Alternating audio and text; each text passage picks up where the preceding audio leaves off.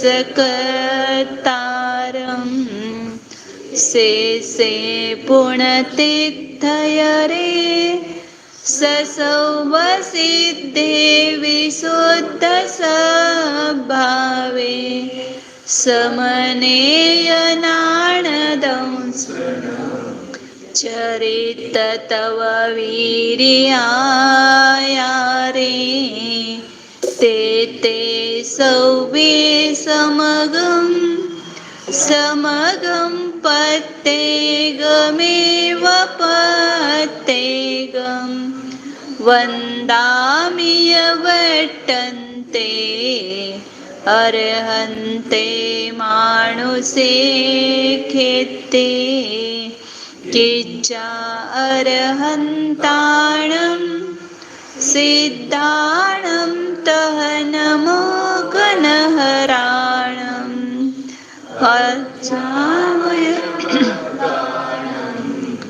साहूणं सेवसवेसिं तेसिं विशुद्धदंसन नानपहाना समं समासेच हुवसंपयामि सम्मं जतो निवाण संपत्ति। नमस्ते।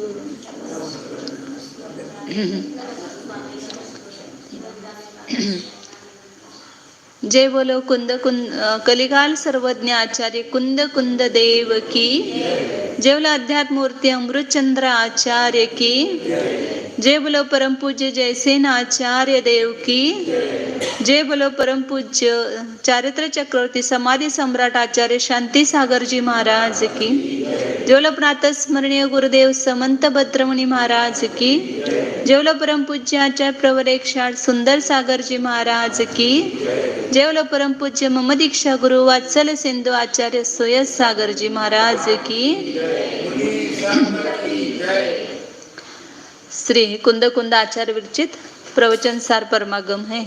इसमें तीसरा चरणानुयोग सूचक चूलिका है और उसमें शुभोपयोग नाम का अंतराधिकार चौथा अंतराधिकार चल रहा है। शुभोपयोगी मुनियों की कैसी प्रवृत्ति होती है और प्रवृत्ति करते समय उनको अपने संयम का छेद न हो इसका ख्याल रख करके कैसी वयोवृत्ति करना चाहिए इसका वर्णन कर रहे हैं। अब आगे 252 नंबर की गाथा है उसकी उत्थानिका।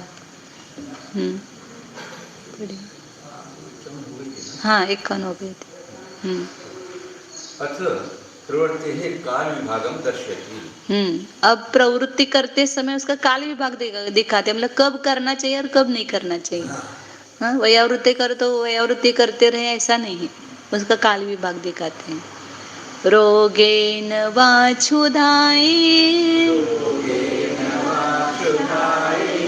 तन्नाये वासमेन वारूढम्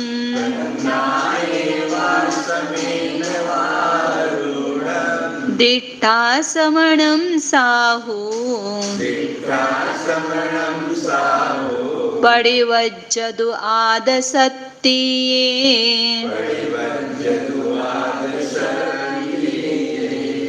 रोगेन वाछुधाये तन्नाये वासमेन वारूढम् दिट्ठासमणं साहू पडिवज्जदु आदसत्ति। रोग से किसी श्रमण को रोग हुआ है तो उस समय या क्षुधाए तन्नाए समेन वारूढ़म अथवा क्षुधा से पीड़ित है तृषा से पीड़ित है श्रम से आक्रांत हुआ है रूढ़ है मतलब उस पर स्थित है तो ऐसे समय में समनम दिट्ठा ऐसे श्रमण को देख करके रोग से पीड़ित क्षुधा से पीड़ित तृषा से पीड़ित श्रम से पीड़ित ऐसे श्रवण को देख करके साहू आद सत्य पड़िवज्जदु साधु अपने आत्मशक्ति से जितने अपनी शक्ति हो उससे परिवज्जदु मतलब उसकी सेवा करे वयावृत्त करे अपनी शक्ति के अनुसार और उस समय करे।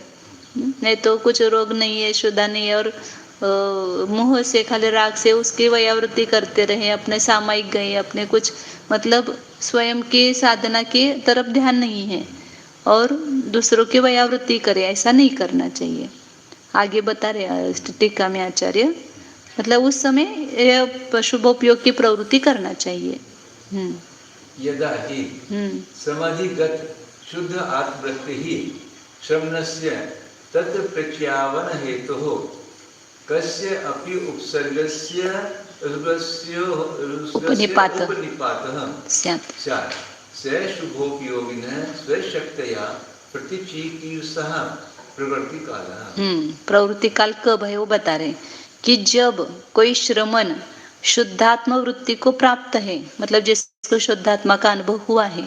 अब हम कैसे जानेंगे उनको शुद्धात्मा का अनुभव हुआ है? आचार्य ने बार बार वो विशेषण दिया है, किसकी सेवा करना? जो शुद्धात्मा के में वृत्ति जिनको प्राप्त हुई है, जो शुद्धात्मा में रहते हैं, ऐसे श्रमणों की सेवा करने के लिए कहा है। सामान्य से उससे बाहर से समझ में आता है थोड़ा बहुत, उसके वाणी से, उसके आचरण से। तो जिसने शुद्धात्मा में प्रवृत्ति को प्राप्त किया है, ऐसे श्रवण की तत्प्रत्यावन हेतु हो, अब उसका उपयोग नहीं लग रहा है, क्योंकि वो श्रम से थका हुआ है या रोग से पीड़ित है, तो फिर उस शुद्धात्मा से च्युत होने का कारण ऐसा कोई उपसर्ग परिशह उसके प्राप्त होता है, तब वह शुभोपयोगी को, और यह शुभोपयोग में है स्वयं, शुद्धोपयोग में नहीं है, शुभोपयोग में है, तो उस समय अपनी शक्ति से उसकी प्रतिकार करने की इच्छा का वो प्रवृत्ति काल है। तो उस समय उसके प्रतिकार करने की इच्छा करना, प्रवृत्ति करना उसमें, उसके वयावृत्ति आदि में। मतलब कितनी सारी शर्तें रखते हैं आचार्य। वो शुद्धात्मा में प्रवृत्ति को प्राप्त है श्रमण, उसको कोई ऐसा उपसर्ग आया कि जिससे वो शुद्धात्मा से च्युत हो रहा है और हम स्वयं शुभोपयोग में हैं, तब उसकी प्रतिकार करने की इच्छा करो। इस तरह तू आगे ध्यान में बैठा हुआ है कोई साधु और आगे उसकी वैयावृत्ति करने लगो तो ध्यान से च्युत होगा वो। हाँ, उस समय तो उसके नहीं करने चाहिए। वो जो उसकी स्थिति नहीं बन रही है और ऐसे व्याकुल है, अपनी ध्यान की स्थिति छोड़ के, हाँ, तो उसकी करने जाए। कोई लोग आते ध्यान में बैठे तो चालू कर देते हैं पीठ करना नहीं करना चाहिए। एक तरह तो स्वयं शुद्धात्म वृत्तिः सम अधिगमनाय केवलम निवृत्ति कालः एव। इस तरह तो इसका छोड़ करके बाकी सब स्वयं शुद्धात्म वृत्ति समधिगमनाय, फिर उस समय दूसरे की चिंता मत करो। अपने स्वयं की शुद्धात्मा की प्रवृत्ति को प्राप्त करने के लिए केवल निवृत्ति काल ही है, उस समय प्रवृत्ति मत करो। प्रवृत्ति काल कब है कि जब ऐसी परिस्थिति उपस्थित होती है तब उसमें प्रवृत्ति करो। इतर काल अपने शुद्धात्मा को प्राप्त करने के लिए आप प्रयत्न करो, निवृत्ति करो। निवृत्ति काल है वो, प्रवृत्ति काल नहीं है। आगे इसमें जैसे नाचार्य की टीका। कस्मिन् प्रस्तावे वैयावृत्त्यं कर्तव्यम् इति उपदिशति। किस प्रसंग में वैयावृत्ति करना चाहिए ये बताते हैं। प्रतिपद्यतां स्वीकरोतु तया स्वशक्तया स्वकर्ता रत्नत्रय भावनया स्व आत्मानं साधयति इति साधु। प्रतिपद्यता मतलब स्वीकार करे। क्या स्वीकार करे? अपनी शक्ति से। कौन स्वीकार करे?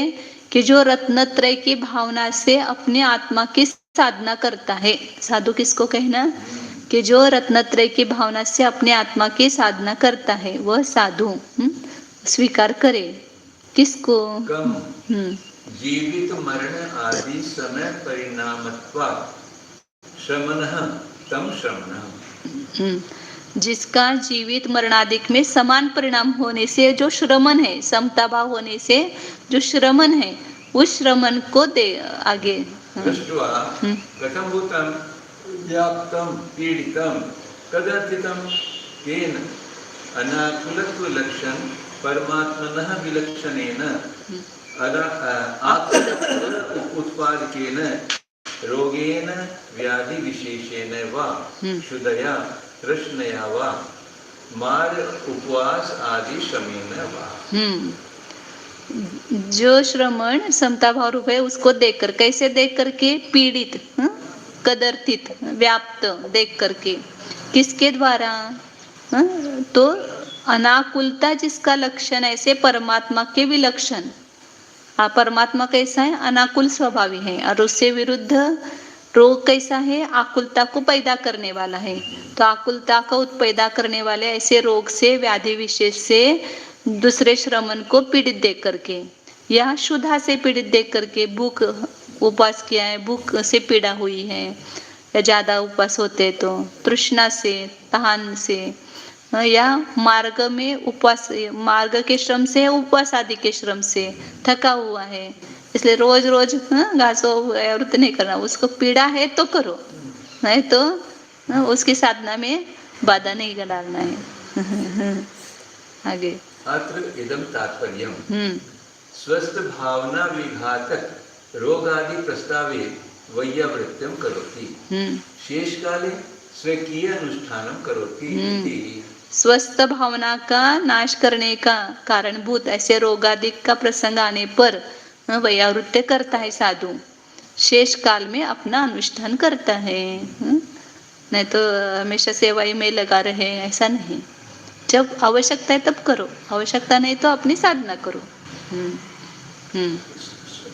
श्रावक तो कर सकते हैं। श्रावक की तो अभी दे रहे हैं ना, आगे इन लोगों को सुनना चाहिए। मतलब मुख्य उसका कार्य है सेवा करना श्रावकों का। अभी अगली गाथा में आ रहे हैं।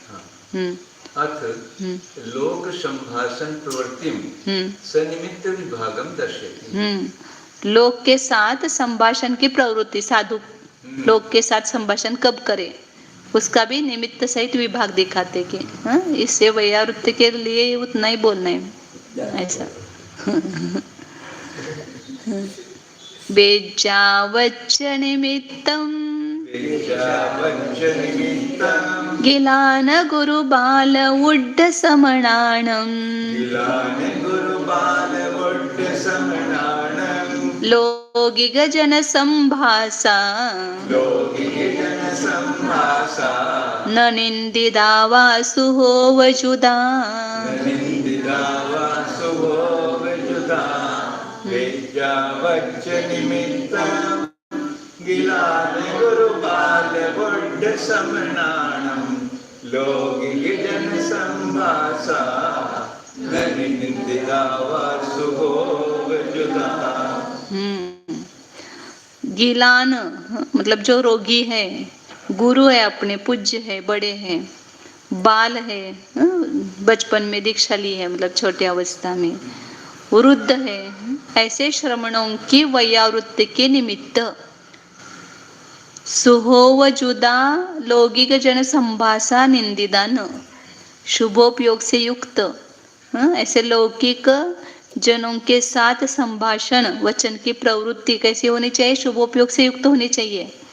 नहीं तो सब गृहस्थों की, इनकी उनकी बातें करते हुए हैं। गृहस्थ लोग तो आते हैं और सब साधुओं को सुनाते रहते हैं, फिर वो सब उनके साथ हम भी चर्चा करने लगेंगे तो अपनी सब परिणाम बिगड़ते हैं, मतलब अपनी साधना नहीं हो पाती है। उनका वो याद आता है, वो बताया हुआ।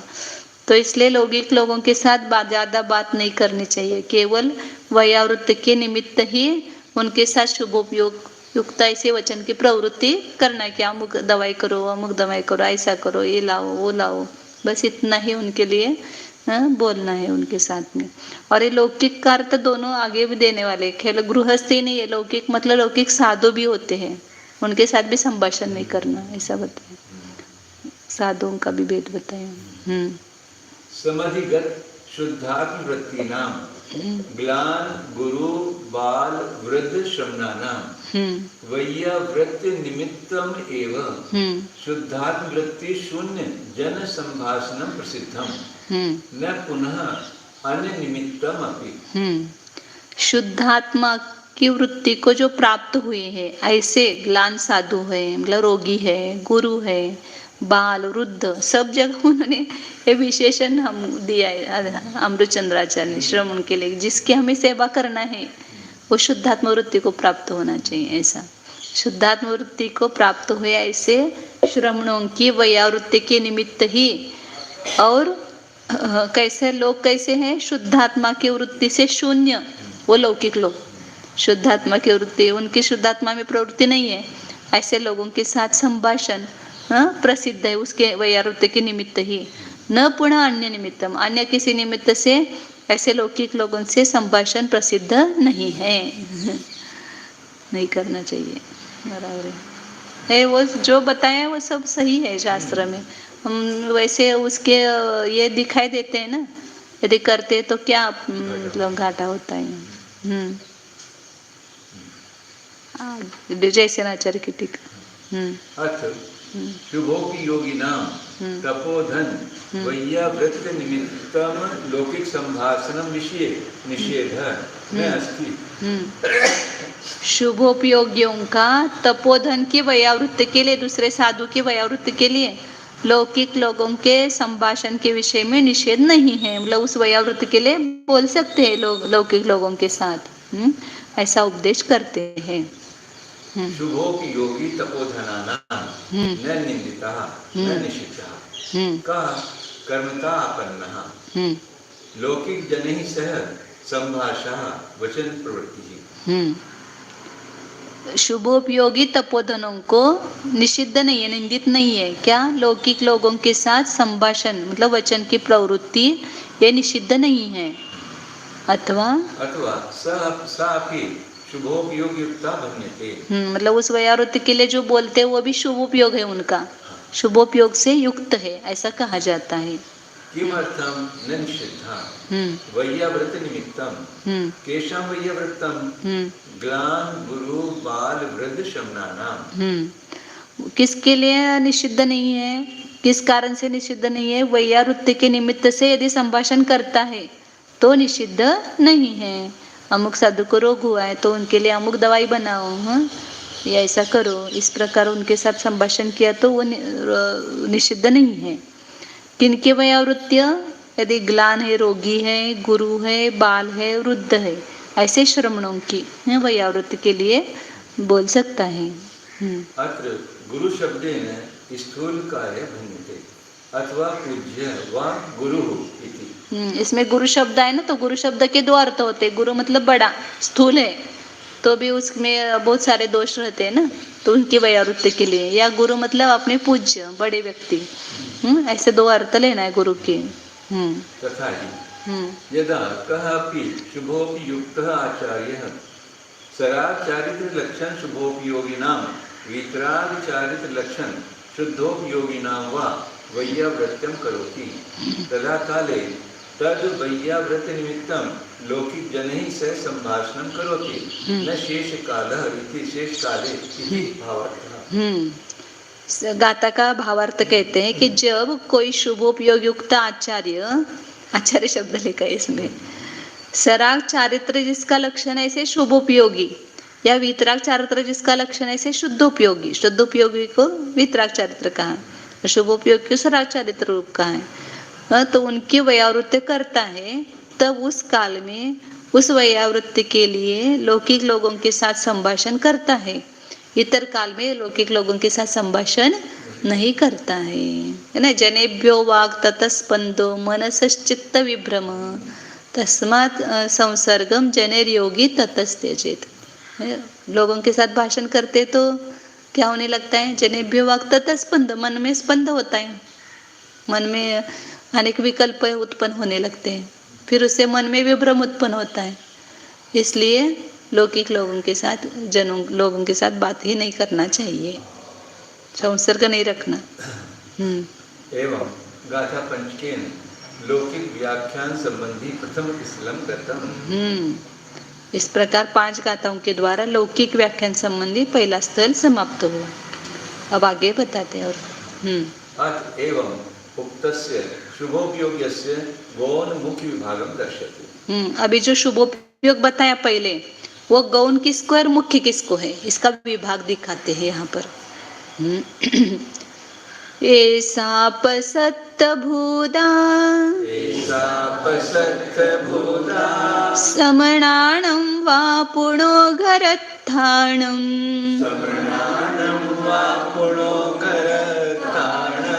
चर्या परेत्ति भणिदा ता एव परं लहति सौख्यम्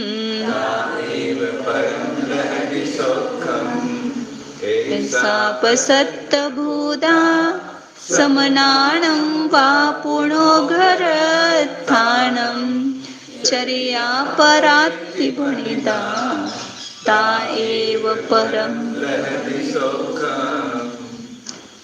यह जो पसत्त भूत प्रशस्त भूत मतलब शुभोपयोग से युक्त जो समनानम जो श्रवणों वयावृत्ति बताई वह श्रवणों को होती है। प्रशस्त भूत चर्या श्रवणों की होती है लेकिन उसको गौण रूप से होती है। और घरत्थानम जो घर में स्थित है उनको पराचर्या उनकी वो उत्कृष्ट चर्या मुख्य कही गई है।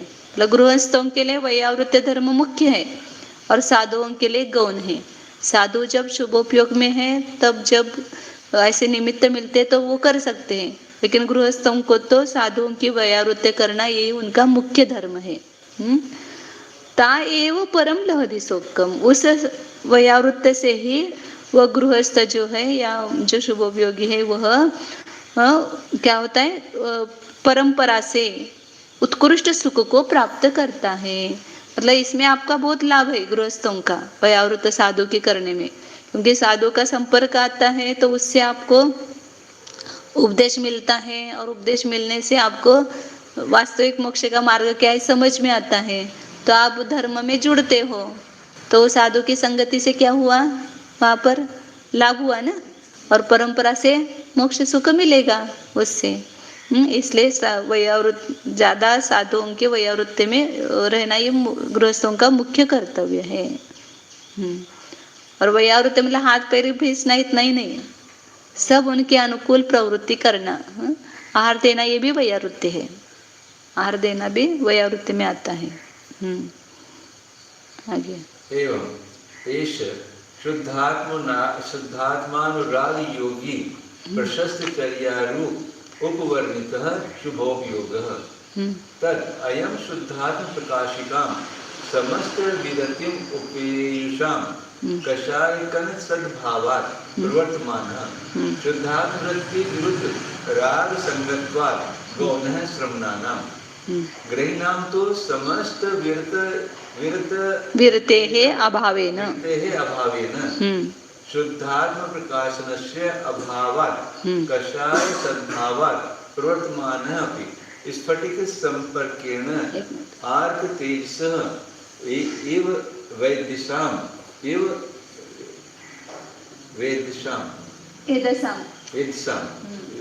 यहाँ पर विवाद का विषय देखो राग संयोगेन ना किया है उसमें राग संयोगेन अशुद्धात्मना ऐसा किया है उसमें राग संयोगेन शुद्धात्मनः अनुभवात् क्रमतः परम निर्वाण सौख्य कारणत्वाच्च मुख्य। ये विवाद की गाथा है। साधुओं में जो विवाद है ना वो इसमें शुद्धात्मा की अनुभूति नहीं होती है श्रावकों को ये गाथा का संदर्भ देते हैं।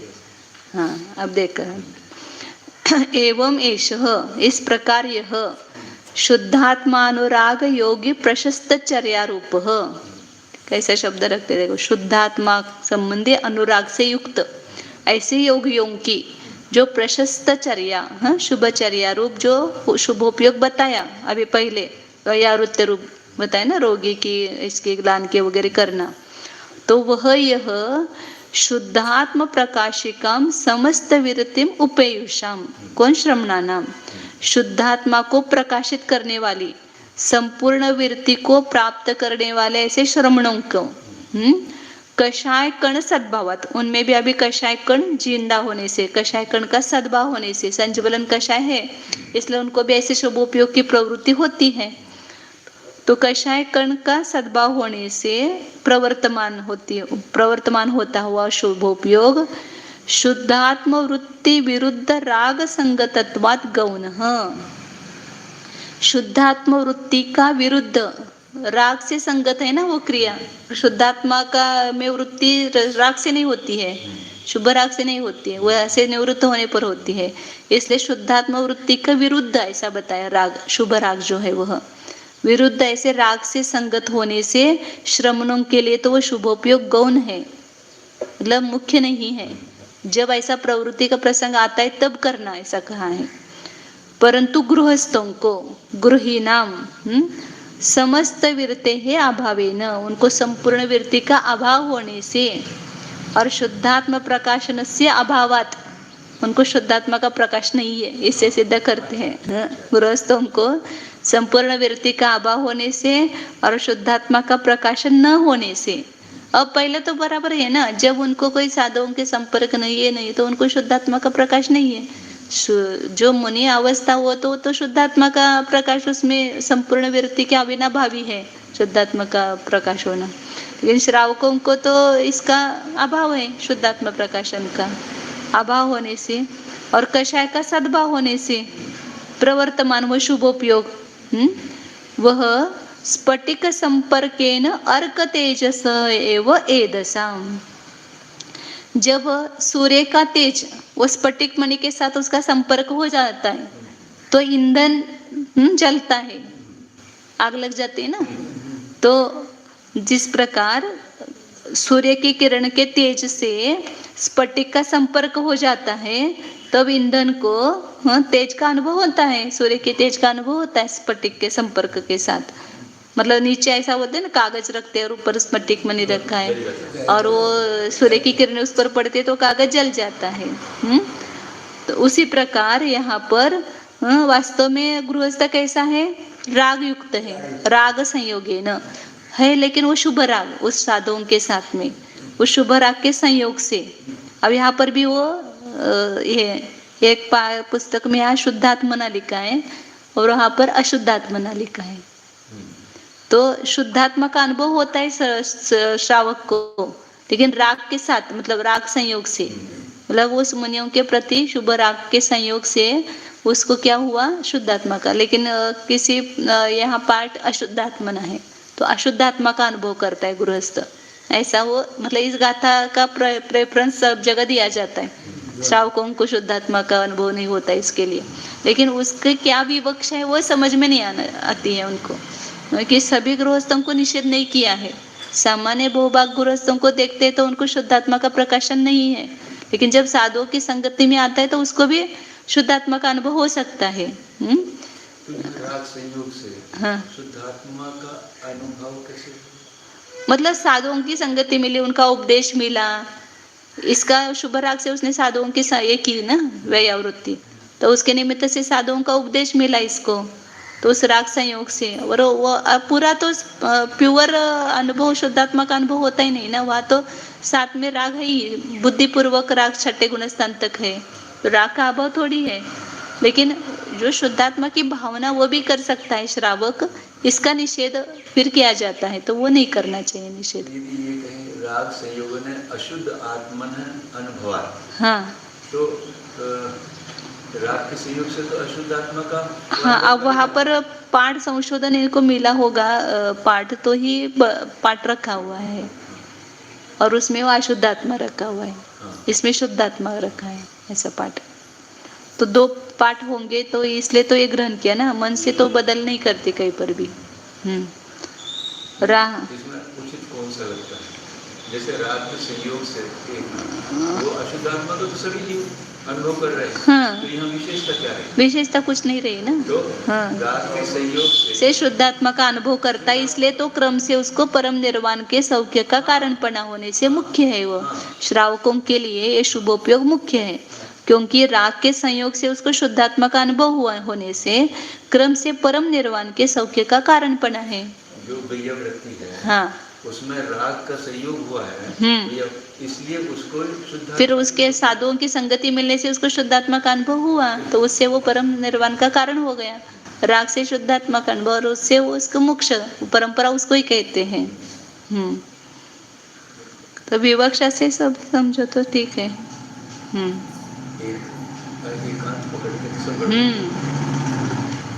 और पिछले 248 गाथा में कहा ना उन्होंने, जैसे नाचार्य ने, कि श्राव सामयिक आदि काल में श्रावकों को भी शुद्धात्मा भावना होती है। फिर बोलते शुद्धात्मा भावना होती है, अनुभव नहीं होता है। अब जैसे न जाने कितनी बार शुद्धात्मा भावना और अनुभव ये दोनों एकार्थवाचक शब्द रखे हैं, कितनी बार आया है। चलो, जिनको करना है वो करो, जिनको नहीं होता है तो छोड़ दो। आगे अयम हाँ वैयवृत्ति आदि लक्षण शुभोपयोग तपोधने ही गौण वृत्तिया श्रावते ही तो मुख्य वृत्तिया कर्तव्य इति आख्याति। ये वैयावृत्त्यादिक लक्षण शुभोपयोग तपोधनों के द्वारा गौण रूप से करना चाहिए, कभी कभी करना चाहिए और मुख्य नहीं है। लेकिन श्रावकों के द्वारा तो मुख्य वृत्ति से करने योग्य है। श्रावकों को तो बाकी का कुछ नहीं है, धर्म की प्रवृत्ति, तो इस बहाने से श्रावकों की वैयावृत्ति के बहाने से साधु के पास आएगा तो उसका कल्याण होगा। इसलिए श्रावकों को मुख्य वृत्ति से ये करने योग्य है। शुभोपयोग कथिता का कर्मतापन्ना चर्या चारित्रम अनुष्ठानम किम विशिष्टा एषा प्रत्यक्षीभूता पुनः च किम रूपा प्रशस्त भूता धर्मानुराग रूपा केषां संबंधिनी श्रमणानां वा ग्रस्थानां वा पुनः इयम् एव चर्या परा सर्वोत्कृष्टा इति कही गई है। क्या? चर्या, चारित्र, अनुष्ठान किस प्रकार का? यह प्रत्यक्षीभूत। पुनः किस रूप है? यह प्रशस्त भूत, मतलब धर्मानुराग रूप।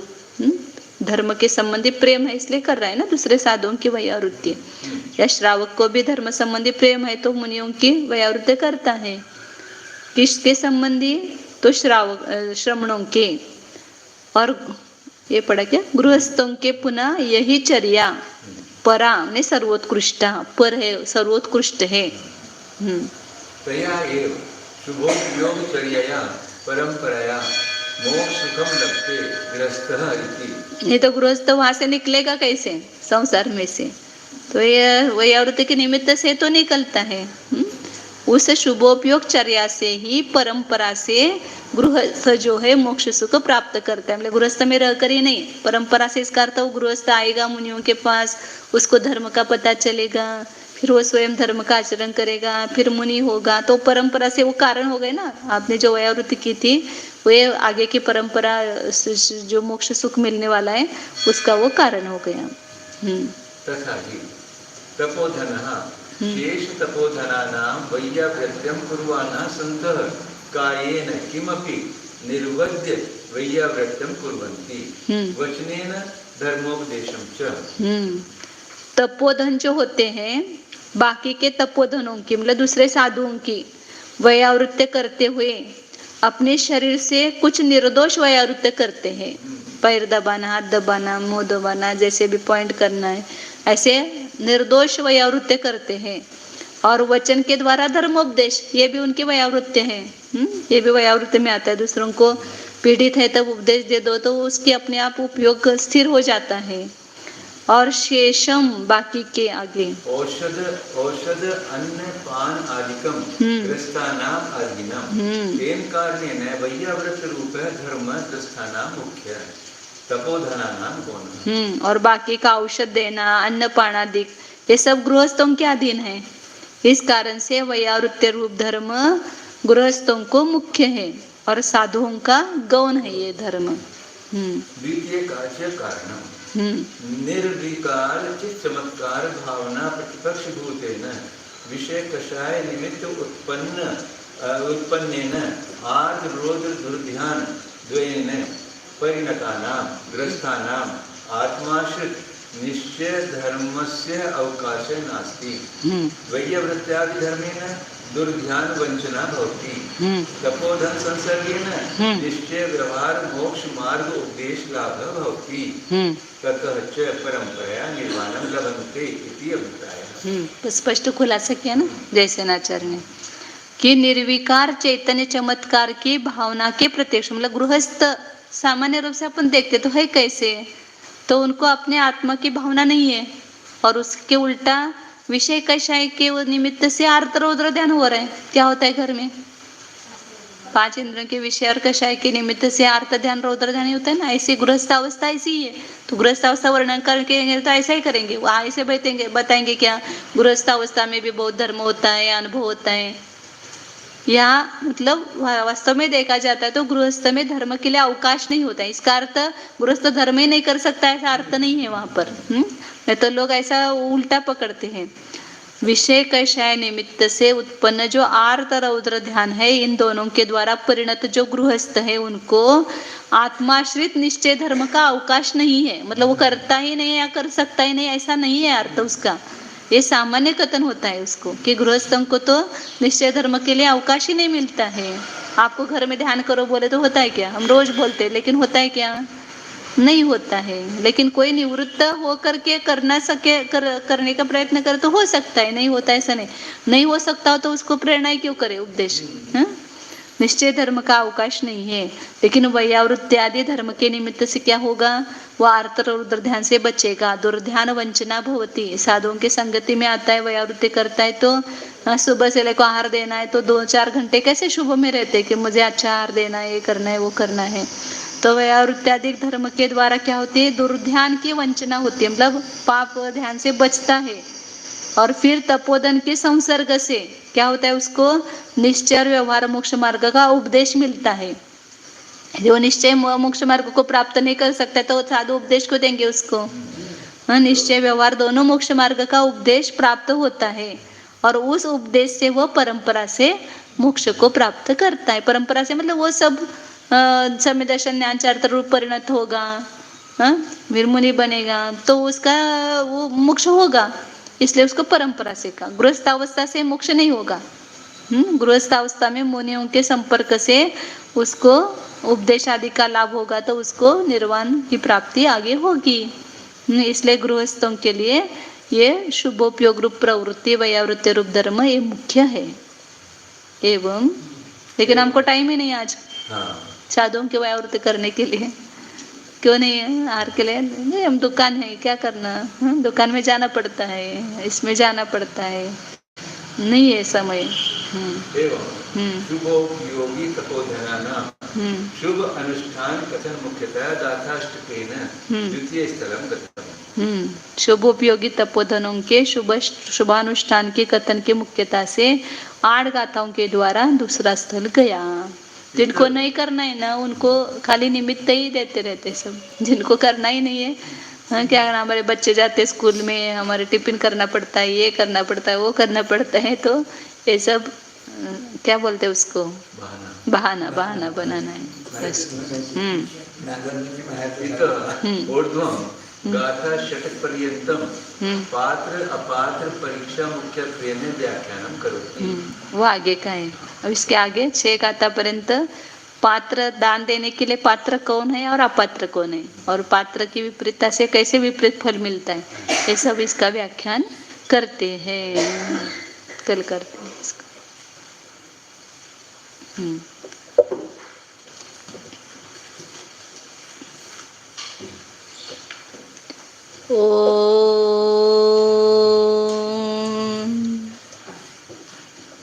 जानिए, यह मैं शुद्ध चैतन्यमय जीव ही हूँ। 5 मिनट सब कुछ मन के संकल्प विकल्पों को दूर करके निर्विकल्प होकर केवल एक अपने शुद्धात्मा का ही प्रकाशन करो, अनुभव करो। स्व को जानने की कोशिश करो। ज्ञान में सामर्थ्य है। ज्ञान सब वस्तुओं को जान सकता है। जो सतरूप है वह ज्ञान का विषय है ही। यदि मेरा जीव द्रव्य सद्भाव रूप है, सतरूप है, तो ज्ञान उसको क्यों नहीं जान सकता है? मति ज्ञान श्रुत ज्ञान में इस अमूर्तिक आत्मा को जानने की सामर्थ्य है ही, तो जानो। उसको अपने स्वसंवेदन प्रत्यक्ष मति ज्ञान श्रुत ज्ञान से जानने का प्रयास करो। परोक्ष स्मृति प्रतिभिज्ञान आदि के द्वारा जानना वह स्पष्ट नहीं है, विशद नहीं है, उससे अतीन्द्रिय आनंद की प्राप्ति नहीं होती है। इसलिए अपने स्वसंवेदन प्रत्यक्ष ज्ञान से, मतलब जो ज्ञान इंद्रियों का अवलंबन के बिना मन के संकल्प विकल्प रहित केवल स्व को विषय कर रहा है, वह स्वसंवेदन प्रत्यक्ष ज्ञान।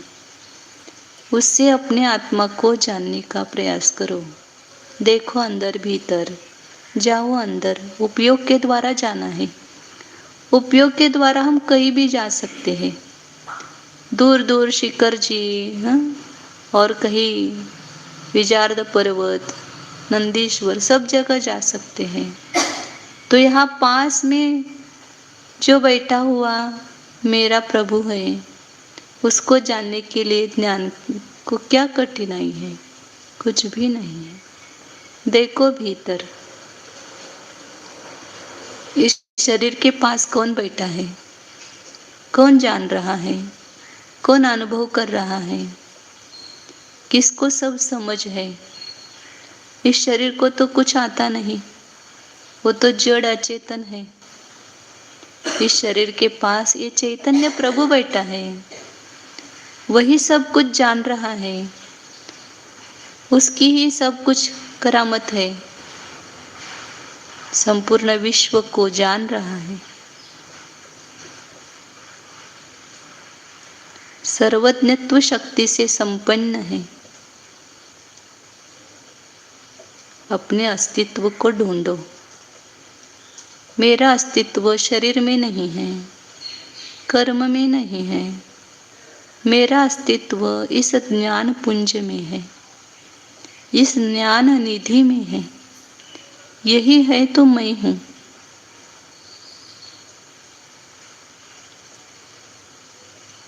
इस ज्ञान दर्शनादि अनंत गुणों के पिंड स्वरूप ऐसे निज चैतन्य स्वरूप आत्मा को जानिए। देखिए उसको।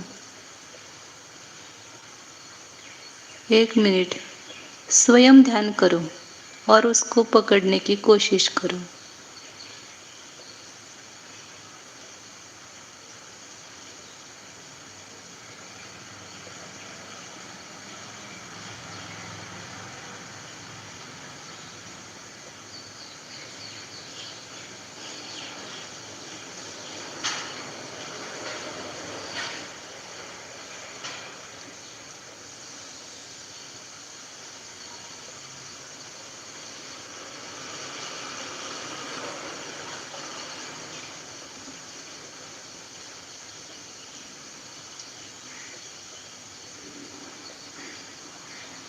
ज्ञानानंद स्वरूपो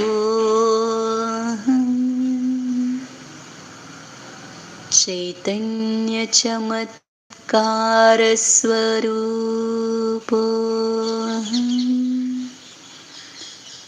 टंकोत्कीर्ण न्यायक स्वरूपो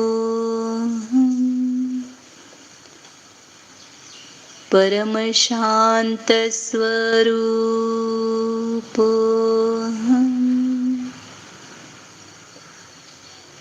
परमानंद स्वरूपो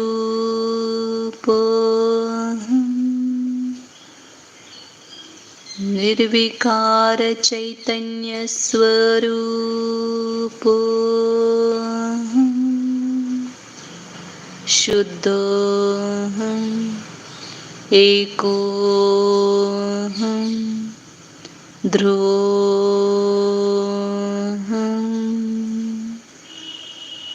ॐ।